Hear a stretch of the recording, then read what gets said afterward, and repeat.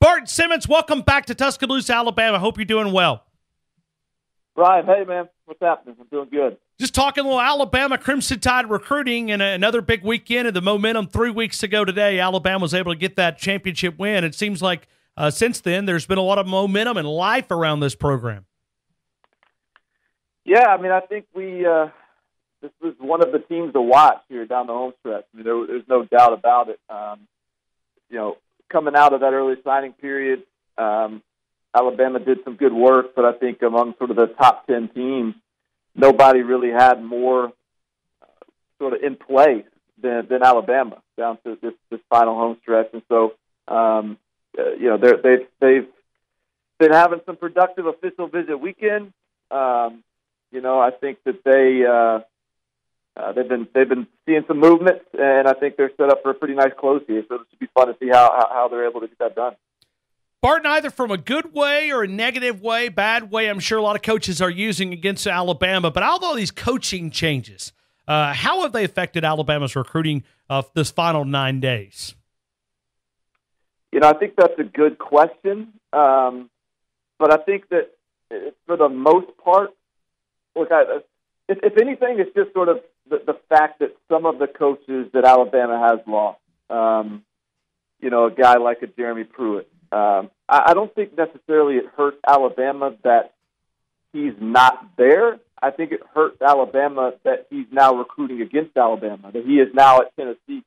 So I think that and there's a couple instances of that. I mean, just sort of the coaching turnover year over year, I think is biting Alabama a little bit in the sense that they've kind of created their own competition. Nick Saban has created his own monsters that he now has to compete against. I think in terms of who is actually on Alabama's staff right now, as long as Nick Saban's there, Alabama's going to do what they're going to do.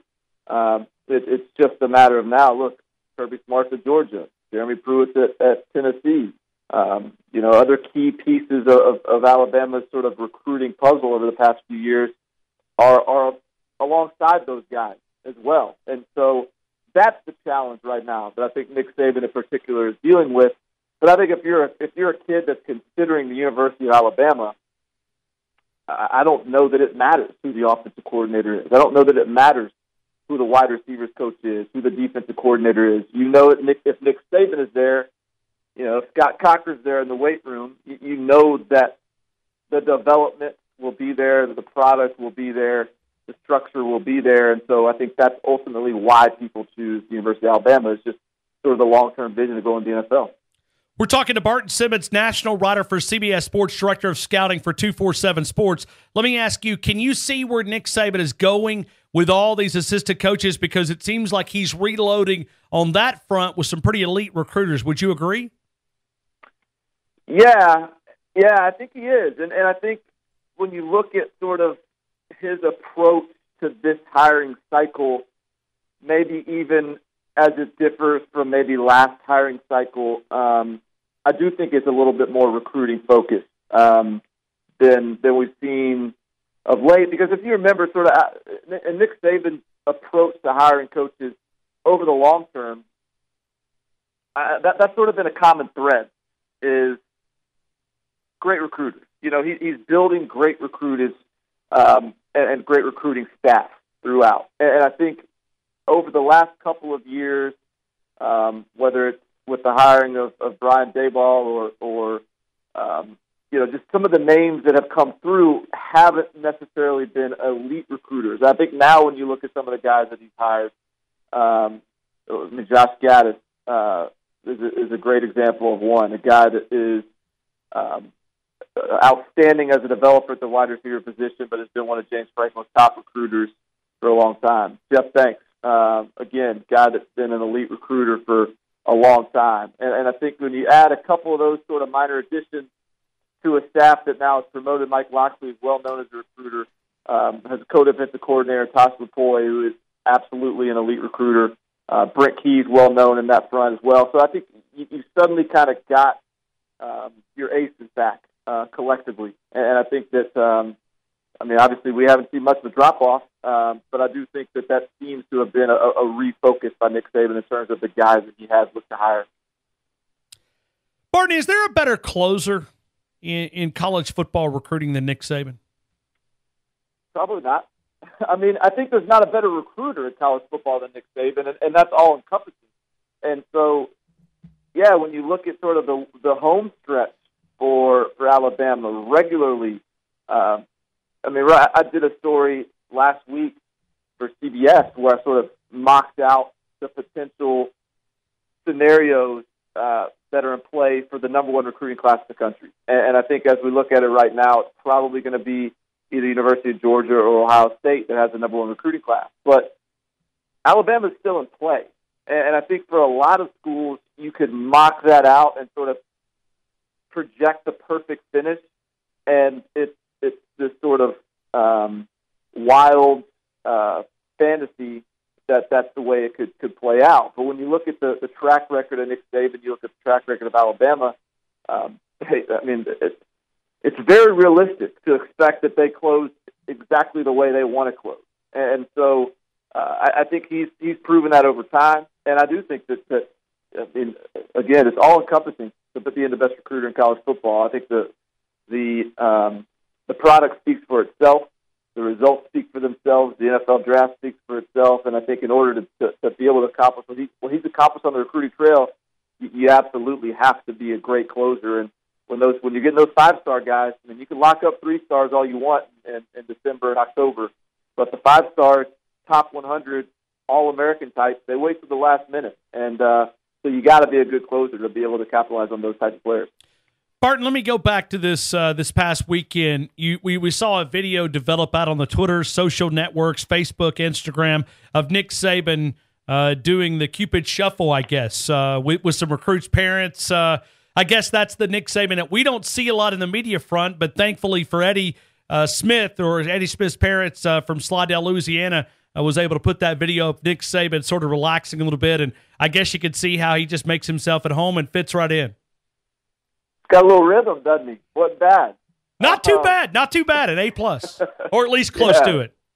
Yeah, he doesn't go overboard, but he's got some rhythm to him. So no, look. The funny thing is, like that video kind of blew up this week. But I mean that's not the first time I've seen that, like a video like that. I feel like at least over the last year, maybe the last couple years, there's always sort of a video that pops up. I think that's his kind of go-to move, doing the Cupid Shuffle at his house with all the parents and family. But that does give you an idea of what you have to bring to the table as a recruiter. You can't just sit there and sit on your throne and flash your rings and say, come play for me at Alabama. And I mean, you have to demonstrate some level of personality, of some level of relatability, particularly when it comes to connecting with these families. And so I think that it's always entertaining and fun as an outsider looking in to get a little bit of an insight into that side of Nick Saban. We barely see him smile, from where we sit. But it is always fun to sort of see him show a little personality, because frankly, you got to do that if you have any chance of connecting with these families. Barton, let me ask you, how do you think Alabama closes out? When you look at your crystal ball and trying to make some predictions, how do you see Alabama finishing up these final few pieces? Boy, it's going to be fun. I got to think they're going to get a quarterback, whether that's Brock Purdy or Brevin White. Both those guys were on campus over the weekend. Seem like the most likely candidate. I think they get one of the corners, maybe Isaac Taylor-Stewart. Eddie Smith, who you just mentioned, had a strong visit over the weekend. Perhaps they can make up some ground there. I think Tennessee was probably the leader heading in. It seems like things are trending positively for Justin Ross at wide receiver. I know that Nicholas Pettit-Frere, the offensive tackle, number one offensive tackle in the country, is one of the tougher ones to gauge of anybody in this class right now, but there seems to be growing confidence on the Alabama side there. So, look, I think Alabama closes extremely strong. What's really interesting about this class is there's so much in play. There's so many different combinations of the guys that they can land that it's hard to really pinpoint how this thing finishes for them. But I do think they get a couple of the elite corners in this class. I think they get a quarterback, and I think they get Malik Langham, the big defensive lineman, and I think again they're right there in the fight with Petit Frere. So it's going to be a good signing day for Alabama. I think the question is how good. Who do you like better, White or Brock Purdy? I like White a little bit better in terms of his tools. I could see him a little bit more likely as a NFL quarterback, but I'll tell you what, I saw Brock Purdy in person around this time last year at the Las Vegas 7-on-7, which is 100-plus teams at the event, a bunch of all-star teams. He had basically his high school team out there and went on and won the event with no really elite talent around him. Just a guy that understands how to move the football around the field, really smart, not the most physically gifted, but just a great bus driver at the position. And so I think it's a low risk getting a guy like him. He may not be an NFL guy, but if you need him to start for you for a year, I think you'd be in pretty good hands. So I think he's probably the safer of the two, with Brevin White having just a little bit more upside. But both, I think, are very similar in terms of what they bring to the table. Barton Simmons, final question. We look at a lot. We don't have a lot of facts as far as what we think, but we've seen pictures even with Brock Purdy there. Dan Enos would be a part of the staff here in Tuscaloosa. We believe that that's the case. It's been multiple reports out there that confirm it. You even see photos there. So Nick Saban, even though he is not sentenced a release, what does a guy like Dan Enos bring to Alabama? And from his experience, going to be coaching quarterbacks is what we believe. Well, I think if you look at the way Arkansas has evolved under Dan Enos,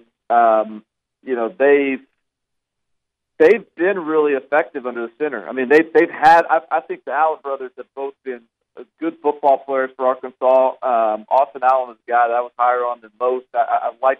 I mean, they kind of started to transition from a real power sort of run-only offense into a much more throw-heavy system. And in some ways, I think that worked against them because they lost their identity a little bit. But I do think Dan Enos is a guy that is highly regarded. I know Nick Saban has a lot of respect for him. Obviously, he does. Michigan, for him to leave Michigan for Alabama, I mean, that shows you certainly what they thought about him as well. I think this is a guy that comes in and can really help Tua Tagovailoa develop, and Jalen Hurts, too, really, at the quarterback position. So as a quarterback coach, I think this is a really good hire, considering he's a really well-regarded guy as an offensive coordinator, and to get him coaching the position, I think would be a home run. Is there anything that you could tell with what Alabama's recruiting as far as quarterback? Where do you think this offense is going to go? Because, I mean, they kind of recruiting a couple of pro-style guys here. Yeah, though I don't know how much you can read into the recruitment of these pro-style guys, because they're basically all that's left. I mean, if you look at the quarterback list of sort of remaining available arms out there, you're scraping the barrel. And those two guys, I think, are quality kids. But if you sort of beggars can't be choosers at this point in the process. So I think at this point they're just looking for adaptable, quality quarterbacks, and that's what they're getting. So I think it's hard to really read too much into the future position. Though it seems as though Saban might settle back into a more of a traditional pro style after kind of having a couple years with Jalen Hurts under center. But again, Tua is not your prototypical pro style guy either. So I do think there's a lot of variability in terms of how this could go and the direction this offense can take.